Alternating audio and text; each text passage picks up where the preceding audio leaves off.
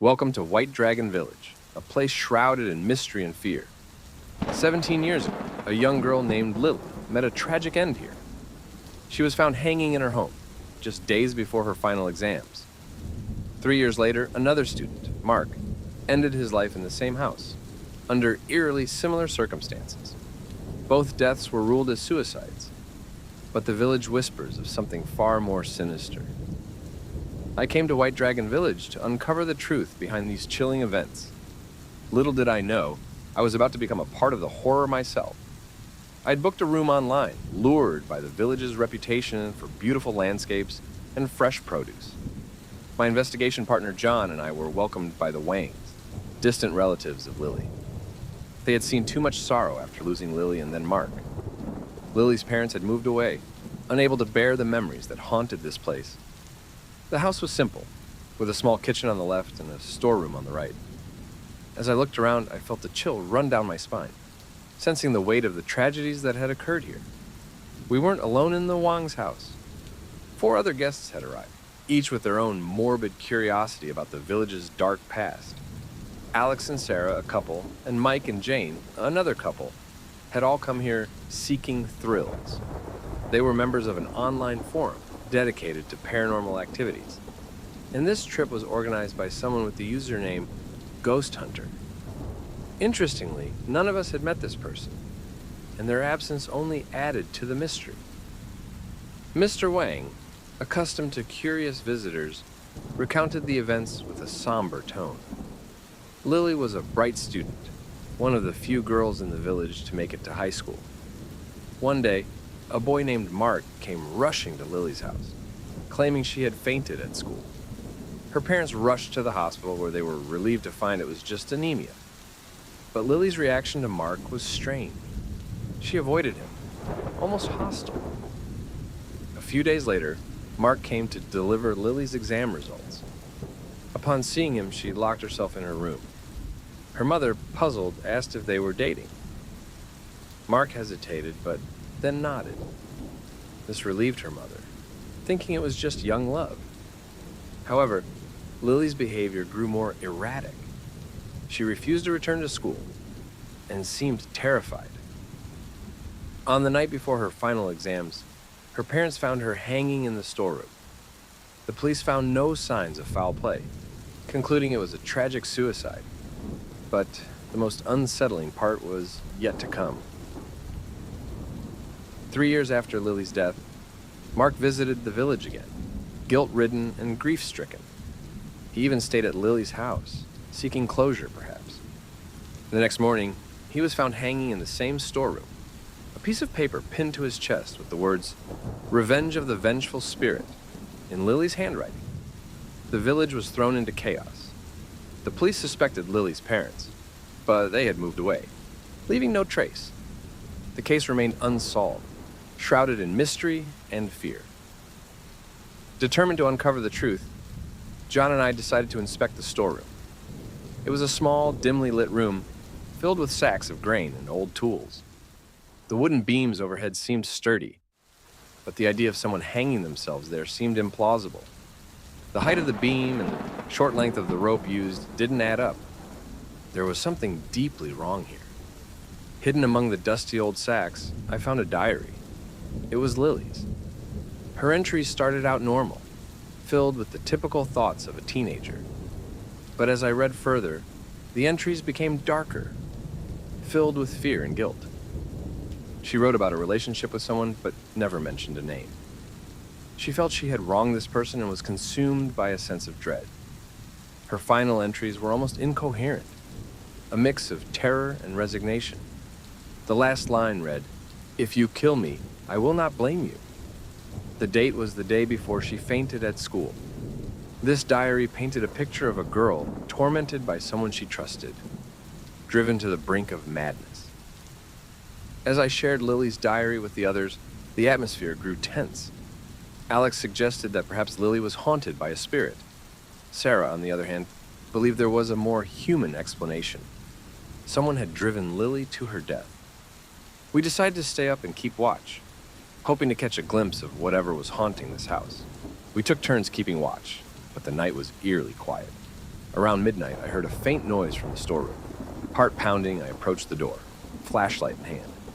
As I opened the door, the beam of light fell on a shadowy figure standing beneath the beam where Lily and Mark had hung themselves. The figure turned, and I saw the pale, sorrowful face of a young girl, Lily. "Why are you here?" I whispered, my voice trembling. Lily's ghost looked at me with hollow eyes, tears streaming down her face. She pointed to the diary in my hand, and then to the beam overhead. Suddenly, the room grew cold, and I felt a presence behind me. I turned, but there was nothing there. When I looked back, Lily was gone. In her place was a piece of paper pinned to the wall. The words, "Revenge of the Vengeful Spirit," written in her handwriting. My heart raced as I realized the truth. Lily's spirit was seeking justice, and it wouldn't rest until it got it. The next morning, I shared my encounter with the group. The Wangs were horrified, while Alex and Sarah were skeptical. Mike and Jane, however, believed every word. We decided to delve deeper into the mystery, researching the village's history and interviewing the older residents. We discovered that the land where Lily's house stood was once a site of a brutal massacre, adding another layer of horror to the story.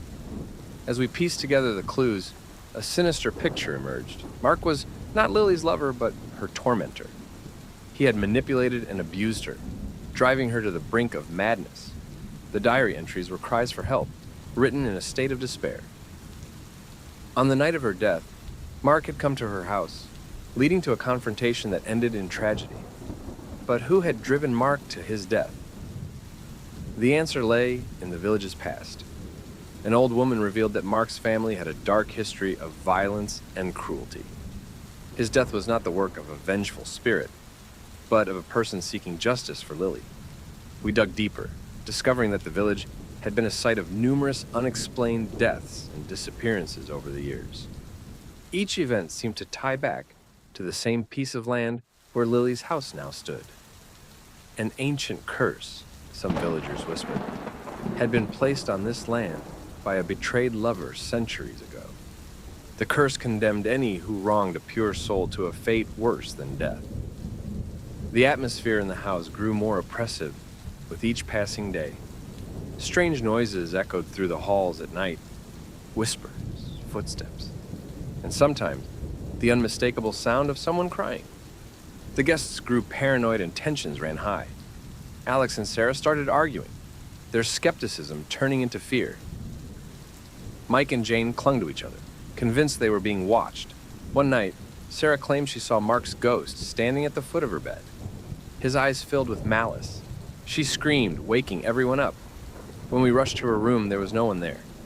But the temperature had dropped drastically, and an eerie mist filled the room. Written on the mirror in what appeared to be blood were the words, "Justice will be served." The next day, we found claw marks on the walls, deep gouges, as if something had tried to tear its way out. Alex, once the most skeptical, was now terrified. He wanted to leave, but the village roads were blocked due to heavy rain, trapping us in the house. Desperate for answers, we sought out the village elder, a reclusive man named Mr. Chen. He revealed a chilling story about the origins of the curse. Centuries ago, a young woman named Mei Ling had fallen in love with a nobleman who betrayed her, leading to her tragic death. On her dying breath, she cursed the land, vowing that any who caused harm to an innocent soul would suffer eternally. The curse was said to manifest through the vengeful spirits of those wronged. As we left Mr. Chen's house, we felt a growing sense of dread. The curse explained the tragic fates of Lily and Mark, but it didn't explain why the hauntings were intensifying now. We decided to perform a ritual to communicate with Lily's spirit, hoping to find a way to break the curse. That night, we gathered in the storeroom, candles lit and incense burning. We formed a circle and began the ritual, chanting an old incantation Mr. Chen had taught us. The air grew cold and the flames flickered violently. Suddenly, Lily's ghost appeared, more solid than before. She spoke, her voice echoing through the room. "Help me find peace," she pleaded. "Expose the truth." She revealed that Mark had not acted alone. There was another person involved, someone still living in the village, who had orchestrated the torment. She gave us a name, Mr. Wang. Shocked and horrified, we realized that the man who had welcomed us so warmly was the true villain. Armed with this new knowledge, we confronted Mr. Wang. At first, he denied everything, but as we pressed him, his facade crumbled. He confessed that he had discovered Mark's abusive behavior toward Lily, but had done nothing to stop it. Worse, he had blackmailed Mark into keeping quiet about his own dark secrets, pushing him further into despair. Guilt and fear had driven Mark to his death. As Mr. Wang confessed, the house began to shake. The spirits of those wronged over the centuries seemed to rise, their wrath aimed at the man who had perpetuated so much suffering. We barely escaped as the house began to collapse, the curse seemingly consuming it from within. We returned to the village, shaken but determined to ensure the truth was known. Mr. Wang was arrested, and the village elders decided to perform a cleansing ritual to lift the curse. As the ritual was performed, the oppressive atmosphere lifted, and a sense of peace settled over the village. Lily's spirit appeared one last time, smiling sadly. "Thank you," she whispered before fading away, finally at rest. As we left White Dragon Village, I couldn't shake the feeling of unease. The horrors we uncovered had left a mark on us all. Lily and Mark's deaths were not the work of vengeful spirits, but of human cruelty and a thirst for justice.